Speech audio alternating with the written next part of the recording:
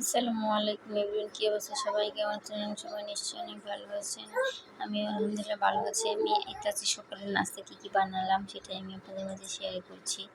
আমি সকালবেলা পরোটা বানাচ্ছিলাম। পরোটাগুলো বানালাম একটু ভারী ভারী করে পরোটা বানিয়েছি, সবাইকে দুটো দুটো করে দেবো।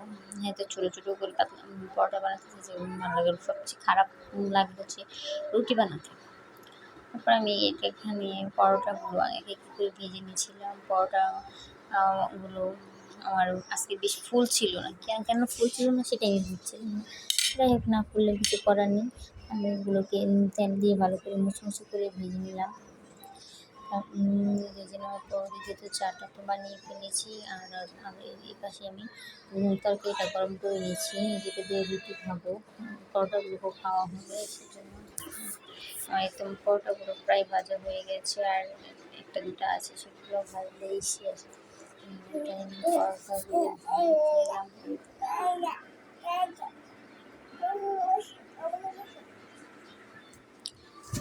তারপর আমি এই যে পরোটাগুলো ভেজে নিলাম। লাস্টে পরোটা ছিল যে একদম এটা একটু হয়ে গেছিলো, নরম হয়ে গেছিলো, তার জন্য একটু নেতিয়ে গিয়েছে, একটু বড় হয়ে গিয়েছে। তারপর আমি এখানে চেপে চেপে সুন্দর করে মুছে করে ভেজে নিয়ে নিয়েছি। এখন শুধু আমার তরকারি গরম তরকারি গরম হয়ে গেলে আমি সবাইকে ডেকে খেতে দিয়ে দেবো। এতে ছিল আমার আজকে মিনি ব্লগ। সবাই নাস্তা বানানো কেমন লাগলো, ভালো লাগলে অবশ্যই একটা লাইক এবং শেয়ার করে দেবেন, এবং পেজটাকে ফলো করতে ভুলবেন না কিন্তু। Thank you more for watching.